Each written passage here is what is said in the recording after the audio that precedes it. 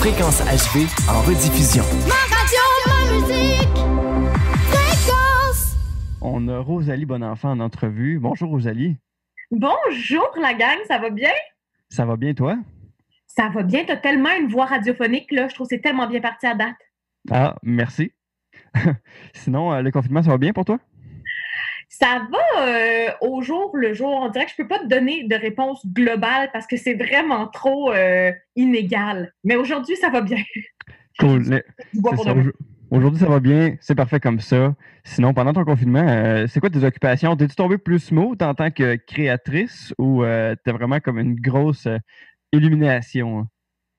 Je te dirais que en tant que créatrice, je suis jamais vraiment smooth. Je peux l'être dans mon horaire, je peux l'être dans mon corps, mais dans ma tête, c'est jamais vraiment smooth. C'est toujours la folle course du petit hamster. Fait que je me sens jamais vraiment tranquille. Puis ça, je dirais que ça n'a pas changé dans le confinement. Il y a beaucoup de pression d'en faire assez, puis d'en faire, tu sais, de faire autant de qualité que de quantité. Fait que ça, je te dirais que c'est juste franchement désagréable, mais je me plais à faire des trucs que j'aime. Genre, je suis pas chanteuse pantoute, mais mon chum qui est musicien, puis moi, on n'a jamais créé ensemble. Puis là, pendant le confinement, on s'amuse à écrire des petites tunes en cover un peu niaiseux. Fait que c'est le fun de se rappeler qu'on peut avoir du plaisir en créant, puis que c'est pas juste une grande pression, tu sais, alimentaire. Ouais, justement, il faut en profiter là, pendant qu'on est confinés ensemble. Il faut se trouver des projets, oui, ensemble, mais des projets qu'on aime. Parce que, tu sais, on peut faire des projets ensemble, mais qu'on n'aime pas, puis ça devient plate à un moment donné, là. Exact. Ben, tu vois, j'ai pas encore fait du pain, là, mais je pense que si je m'emmerde assez, ça me serait tardé. OK.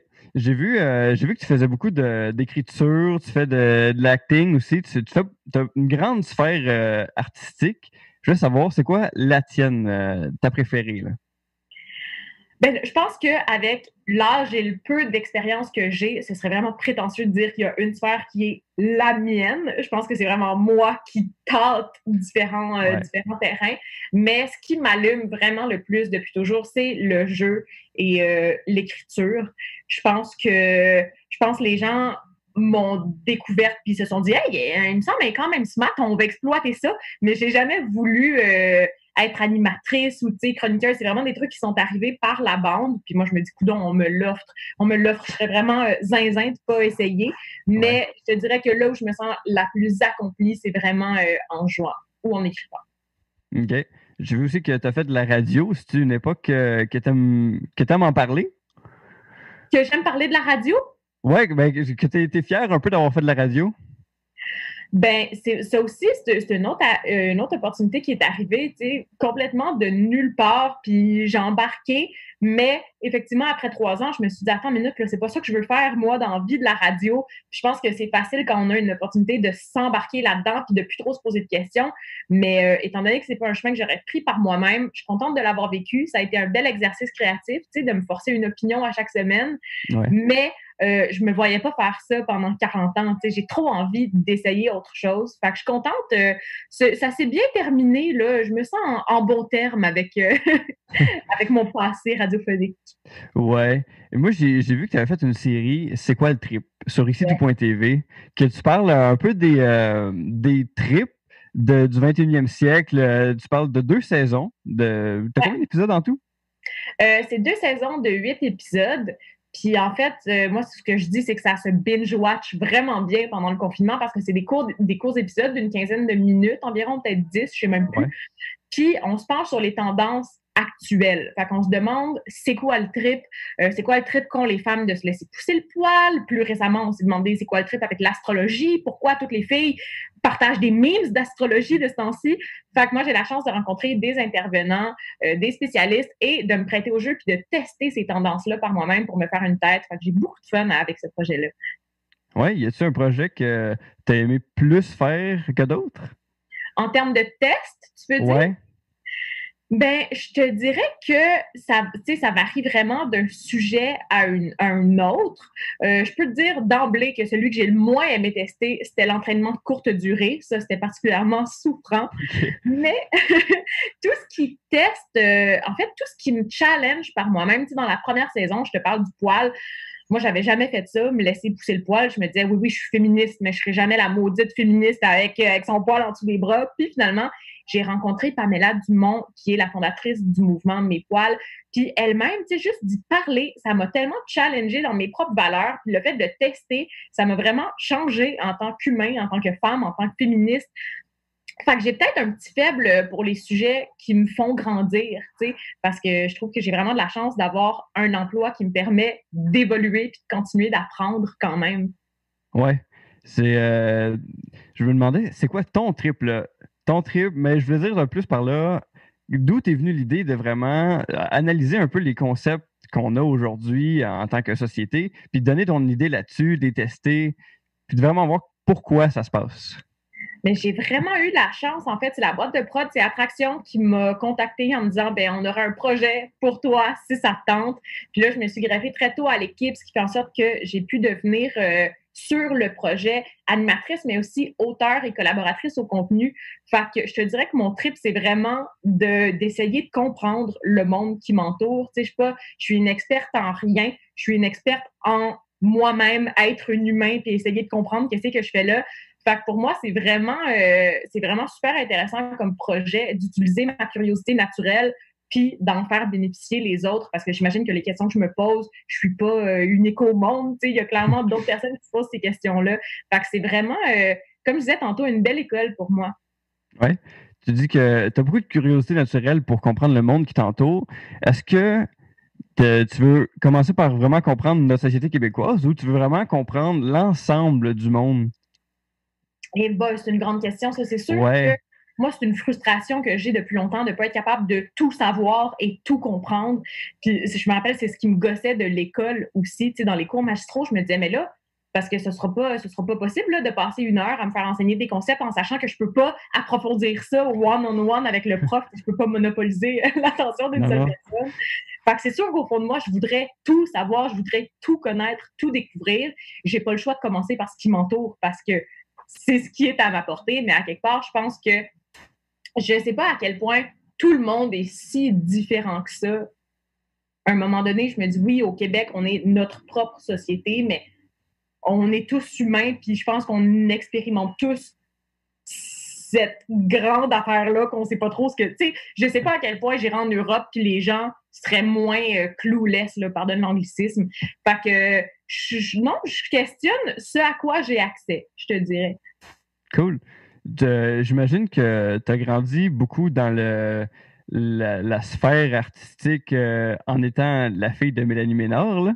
Je ne veux pas dire que c'est venu juste à cause de ça, mais est-ce que ça a vraiment influencé tes choix de carrière par rapport à ce que tu fais aujourd'hui? Je sais pas si c'est la carrière de ma mère en soi qui a influencé ce que je suis, mais définitivement le fait que ma mère soit elle-même une artiste, ça a toujours été même privilégié chez nous. J'ai pas grandi dans une famille où les 2 parents étaient médecins et qui se croisaient les doigts pour que leur enfant ne tripe pas trop sa musique parce que c'est incertain comme avenir. T'sais. Ça a toujours été la première à me dire, puis même je reviens beaucoup à l'école secondaire, mais je me rappelle que moi, j'avais des cours de maths, de physique, chimie, machin, puis c'était ma mère qui me disait, ben Ro, tu sais que tu l'as pas, ça fait pas partie de toi. Un moment donné, quand même bien que tu passes 5 heures à étudier ça, va lire un livre que t'aimes, puis tu sais, ça va te faire évoluer bien plus. Fait que j'ai quand même eu la chance d'avoir une mère qui était ouverte puis qui était pas stressée à l'idée que je puisse m'aligner vers ça. Fait que ça a peut-être été encouragé plus que dans d'autres familles, c'est sûr. Ouais, fait que c'est pas tant le fait que ta mère soit actrice, mais plus qu'elle soit ouverte d'esprit. Exact. Elle est très, très chill. Puis là, c'est un conseil que je devrais peut-être pas répéter, là. Mais ma mère est tellement... elle a vraiment le bonheur facile. Puis pour elle, c'est pas plus compliqué que ça, être heureux dans la vie. Puis je me rappelle que quand j'étais au secondaire, j'avais un petit chum que je textais. Puis là, je faisais pas mes devoirs. Puis ma mère m'a donné un des meilleurs conseils que j'ai reçus à ce jour. Elle m'a dit, Ro, si l'amour nuit à tes études, lâche l'école. Puis ça, c'est comme c'est mon mantra à cette heure de me dire il faut vraiment que je fasse tout avec amour et par amour parce que c'est à peu près juste ça qu'on a, tu sais, comme certitude dans la vie. Puis peut-être un peu plus de certitude au niveau de tes projets à long terme. Qu'est-ce qui se passe dans la création, là? Dans ce domaine-là, il n'y a aucune certitude. je suis justement, avant qu'on se parle, j'étais en train de me demander qu'est-ce que je vais bien faire de ma journée. Fait que je sais pas ce que je vais faire de mon année, ni de la décennie à venir. Mais je t'avoue que là, je suis surtout dans une phase où j'apprends sur le tas. Fait que peu importe le tas qu'on m'offre, je suis comme un petit golden retriever, super heureuse d'avoir l'occasion de tester quelque chose. Fait que je suis un peu, tu sais, j'ai rien que 23 ans, là, je me dis, j'ai le droit de me permettre d'explorer encore, parce que sinon, ça va être dole en maudit si je fais la même affaire pour les 50 années à venir. Fait que je suis comme en exploration présentement, je te dirais. Ouais. Je me permets de passer un petit commentaire. Moi, je te verrais bien faire un podcast. Ah Je sais pas ce que t'en penses. Tu vois, t'es pas le premier à me dire ça. Puis là, je veux pas le jinxer. Mais je suis peut-être un peu en train de développer quelque chose avec quelqu'un dans cette lignée-là. Je sais pas si je suis tenue par le secret professionnel, mais c'est encore un peu sous embargo, là. Mais ouais, je peux te donner un punch si tu veux. Il y a un ancien candidat d'OD et moi qui sommes en développement présentement. Fait qu'on sait pas où ça s'en va, mais on sait qu'il faut rester à l'affût.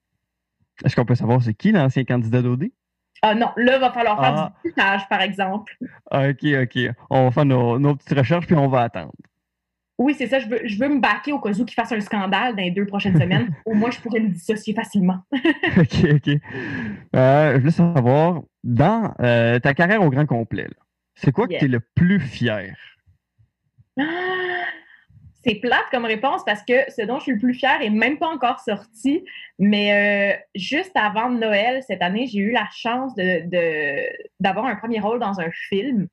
Puis même plus qu'un premier rôle, la réalisatrice a choisi comme choix éditorial que Inès, mon personnage, serait de toutes les scènes. Ça fait que j'ai tourné mon premier film à vie en étant de tous les plans, de toutes les scènes. Fait que ça a été vraiment un projet d'envergure. Puis j'avoue que je pensais même pas être physiquement capable de faire ça parce qu'on a tourné le film en même temps qu'on tournait la saison 2 de C'est quoi le trip? Fait qu'on avait, mettons, des blocs de 6 jours de tournage du film, 2 jours de congé. Mais moi, dans ce 2 jours de congé-là, je tournais C'est quoi le trip? Puis je regardais ce mois et demi-là avant Noël, puis je me disais, mais je pense que je risque de mourir entre-temps. On dirait que j'arrivais pas à concevoir que ça se pouvait. Finalement, ça s'est fait. Puis peut-être que, peut-être le film va sortir, puis je vais te rappeler en disant, finalement, laisse faire, je suis plus fière, je me trouve pas bonne, comme on fait tout le temps. Non, mais à date, je te dirais que c'est vraiment ça que j'ai porté ce projet-là, puis en ayant du plaisir à le faire sans tomber dans l'angoisse, puis dans cette espèce de sphère infernale. Vraiment fière de ça, j'ai eu beaucoup de fun. Fait que le mot d'ordre d'aujourd'hui, c'est vraiment faire les projets avec amour, puis être bien à faire ça. Mais il faut, parce que sinon, ça sert à quoi? Tu sais, c'est tellement plate. Je pense qu'il faut se rappeler que si on n'a pas de fun, personne ne va en avoir. Ouais. Bien sur ça, merci Rosalie d'avoir accepté l'invitation. Merci tellement à toi de m'avoir invité. Ben, ça fait plaisir. Bonne journée. Le vendredi, entre 14h et 15h, Louis-Félix vous accompagne dans le Week-end Fréquence HV.